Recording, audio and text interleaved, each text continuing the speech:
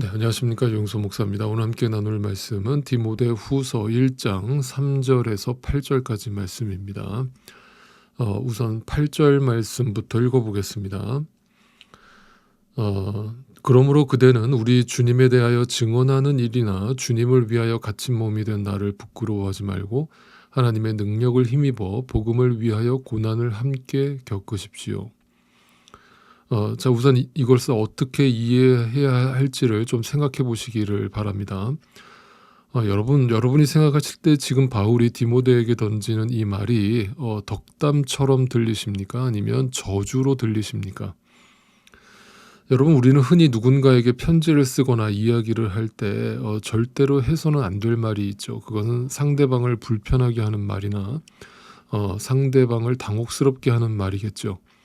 그래서 보통 사람들은 입바른 칭찬을 하기를 참 좋아하죠. 그래서 그것으로 상대방의 마음을 훔칠 수 있다라고 생각하는 것이죠. 그런데 바울은 그런 자신의 마지막 서신을 쓰고 있는 이 과정에서 자신의 사랑하는 영적 아들이라고 생각하는 디모데에게 세상적 축복의 말이 아닌 고난을 당하라라고 하는 전혀 뜻밖의 권면을 하게 됩니다. 다시 말하면 어떤 신앙적인 눈을 뜨지 않은 상태에서 지금 이 바울의 글을 읽으면 말 그대로 도무지 이해할 수 없는 충격적인 발언을 한 것이죠. 아니, 덕담을 해줘도 시원찮을 판에 자신의 죽음을 목전에 두고 있는 사람이 왜 이렇게 무서운 말을 하나, 왜 이렇게 험한 말을 하나. 여기서 우리가 깊이 묵상해야 될 것은 바울은 도대체 어떻게 하나님의 뜻을 이해하고 있길래 이런 말을 하고 있는가라고 하는 그 바울의 생각을 읽어내는 것이 참 중요합니다. 바로 그 속에 하나님의 뜻이 숨겨져 있기 때문이죠. 먼저 이걸 이해하셔야 됩니다.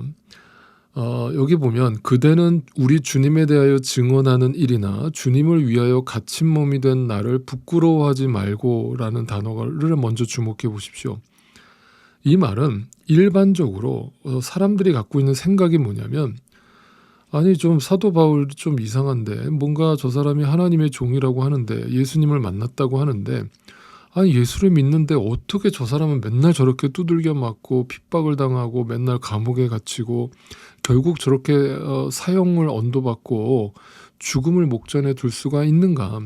도대체 저 사람이 정말 하나님을 믿는 사람이라면 어떻게 저렇게 고난을 맨날 당할 수 있는가?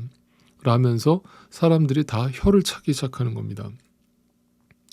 그래서 실제로 바울 주변에 있던 많은 제자들과 사람들이 다 바울 곁을 떠나갔어요.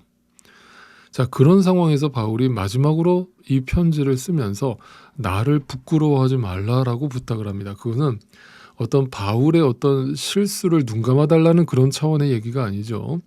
지금 바울이 몸소 그 복음을 위해서 당하고 있는 그 고난을 이상하게 생각하지 말라는 겁니다. 이것은 하나님의 뜻 가운데서 반드시 필요한 과정이고 반드시 우리를 하나님께서 그리로 이끌어 가실 테니까 너는 그것을 알고 다른 사람들처럼 생각하지 말고 이것을 당연하게 받아들여야 된다, 이렇게 권면을 하는 거예요. 그러면서 뒤에 뭐라고 얘기합니까? 하나님의 능력을 힘입어. 너의 인간적 힘으로는 도저히 이 길을 갈 수 없으니까 하나님의 능력을 힘입어서 복음을 위하여 고난을 당하라, 고난을 함께 겪어라, 이렇게 설교를 하는 겁니다.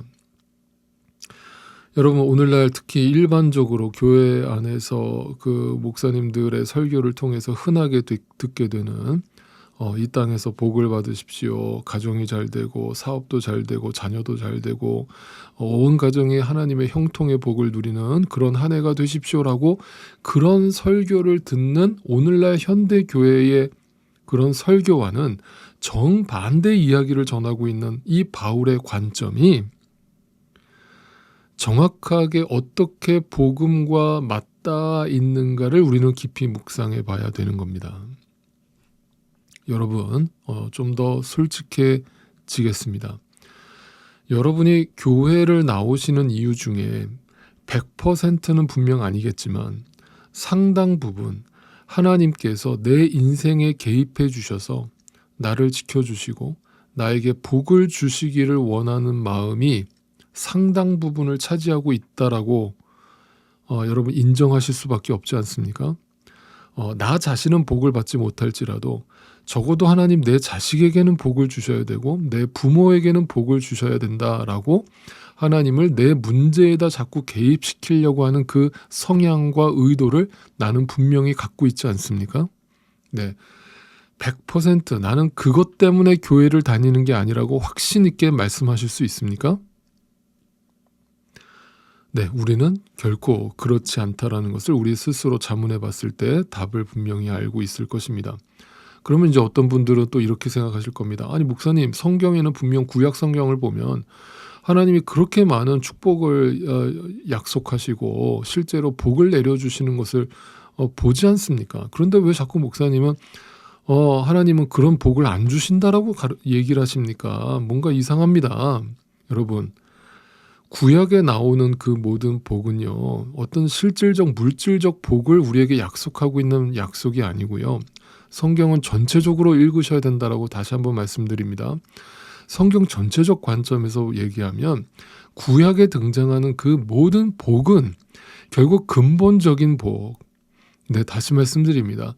예수 그리스도를 가리키고 있는 그 바라크, 복을 이야기하고 있는 것이지 하나님의 평강, 하나님의 안식을 이야기하고 있는 것이지 결코 있다가 사라질, 이 땅에 잠시 누리다가 사라질 그런 유한한 복을 약속하고 있는 것이 결코 아닙니다. 그래서 성경 읽으실 때 반드시 모든 복은 예수 그리스도를 만나는 것이 복이다라는 것을 여러분 분명히 인식하셔야 됩니다. 그것이 우리의 가장 큰 상급이요, 가장 큰 복인 것입니다.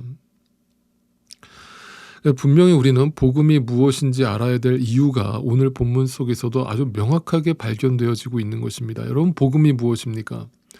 복음이 무엇이길래 바울은 이 땅에서 복받으라고 하는 그 축복 대신 너 디모데야, 내 사랑하는 영적 아들아, 내가 너를 너무나 사랑하고 아끼기 때문에 이 말을 꼭 전하고 싶다. 내가 죽기 전에 너한테 이 말은 꼭 하고 싶다. 복음을 위해서 고난을 당해라. 이렇게 권면하고 있는 것입니까? 다시 말씀드립니다. 예수님이 죽으신 십자가는 오늘도 나 자신에게 조금이라도 나에게 희망을 두고 소망을 두었던 그 모든 기대를 철저하게 무너뜨리고 짓밟아 버리십니다. 왜냐하면 그거는 본질이 아니기 때문이고 있다가 언젠가는 사라질 유한한 것들이기 때문이고 다 죄의 열매들이기 때문입니다. 그래서 오늘도 십자가로 나아가는 성도는 나 자신에 대해서 어떤 기대도 두지 않기 때문에 그것을 통해서 하나님의 무너짐과 깨어짐을 통해서 고난을 통해서 오직 예수 그리스도에게만 소망이 있다는 것을 찾아가는 것입니다. 그것이 구도자의 길입니다. 그런데 우리라고 하는 이 지독한 자아가 그것을 결코 허락하지 않습니다. 내가 죽기보다는 오늘도 예수를 죽이려고 달려드는 것이죠. 여러분, 그래서 우리는 복음을 너무나 쉽게 이해하려는, 생각하려는 경향이 강합니다. 복음은 그냥 나를 위해 죽어주신 예수님을 믿어주면 되는 것이 결코 아닙니다. 복음이 우리에게 들리게 된 것은 이 땅에서 나라고 하는 존재가 얼마나 아무것도 아닌 것인가를 알아가게 하시기 위해서 우리를 오늘도 광야로 고난 속으로 이끌어 가시는 그 하나님의 뜻을 품고 있는 것입니다. 그래서 복음과 함께 고난을 받으라라고 바울이 권면하고 있는 것입니다. 복음을 떠나서 고난을 받는다면 그것은 그냥 고난이 아니라 의미 없는 고생으로 끝나버리는 것입니다. 여러분, 또 한번 생각해 보십시오. 우리가 살아가고 있는 이 세상에는 복음과 상관없이 고생하는 사람들이 많이 있습니다. 여러분, 고생과 고난은 다릅니다. 고생은 그냥 의미 없이 이 땅에서 힘들다라고 하면서 누구나 다 겪는, 인생은 그냥 고난의 연속입니다. 그런 고생입니다. 그런데 고난이라고 하는 것은 의미가 있습니다. 그 고난은 그냥 고난으로 끝나지 않고 그 고난을 통해서 믿음으로 나아가게 돼 있고 결국 예수 그리스도를 발견하는 방향으로 나아가게 돼 있습니다.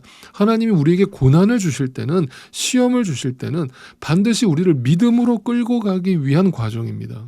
그냥 고생으로 끝나는 게 아닙니다. 그러니까 신앙인들은 내가 얼마나 이 땅에서 고생했느냐 그걸 자랑할 게 아닙니다. 그 고난을 통해서 내가 어떻게 예수님을 만나게 되었느냐가 중요한 겁니다. 네.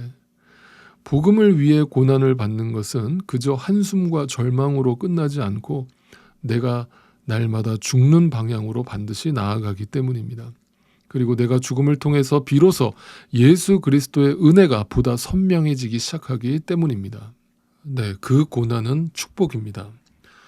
그것이 가능한 것은 결코 내 인간적 힘이나 의지나 결단이나 노력이 아닙니다. 자, 7절을 다시 보시죠. 하나님께서는 우리에게 비겁함의 영을 주신 것이 아니라 능력과 사랑과 절제의 영을 주셨습니다. 여러분, 우리 죄된 인간은, 저와 여러분은 매우 비겁합니다.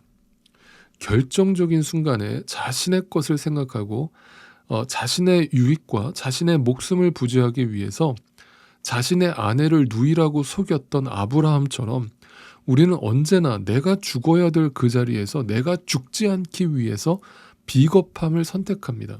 그러니까 예수를 믿는 자로서 이 땅에서 멋있게 죽지 않습니다. 예수 믿는 자로서 멋있게 손해보지 않습니다.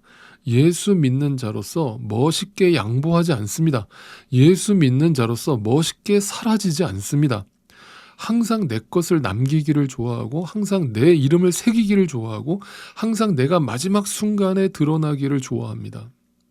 그러나 여러분 안에 정말 성령 하나님이 거하고 계시다면 우리의 그 비겁함을 능력과 사랑과 절제로 바꾸어 주십니다.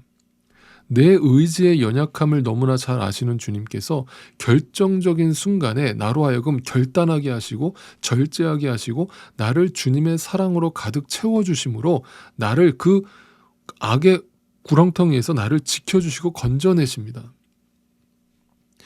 그래서 복음을 위하여 고난받는 삶으로 나를 이끌어 가십니다. 그것을 가능케 합니다.